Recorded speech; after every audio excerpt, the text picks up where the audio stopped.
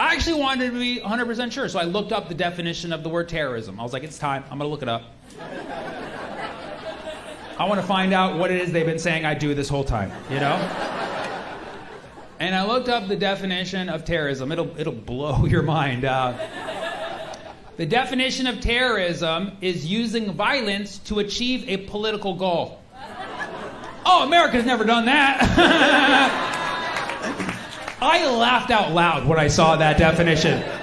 If the definition of terrorism is using violence to achieve a political goal, America is the biggest terrorist country of all time. Of all time. If that offends you, change the definition or change history, okay? Because that is what we specialize in. That is what we specialize in. And I noticed that when I say this in the United States, people kind of, they get a little taken back. You know, they're like, ah, I'm not a terrorist. Don't call me a terrorist. Stop calling me a terrorist. I am not a terrorist.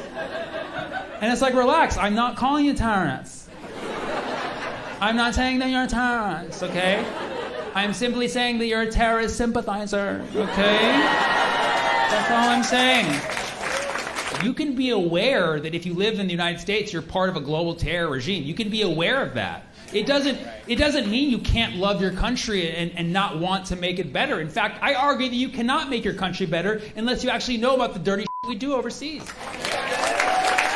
And this doesn't have to, like, change your internal value structure. Like, if you still want to use the word terrorist, you can, but you got to use it consistently, right? Like, if you want to call a one-person suicide bomber, or as I call them, a one-man band, if you want to call them a terrorist, that's fine, okay? But then you also have to call the drones dropping bombs on entire nations terrorism as well. Because it's all terrifying to the people who receive it. I mean, at least give the small guy credit for acting locally. I thought we support small businesses.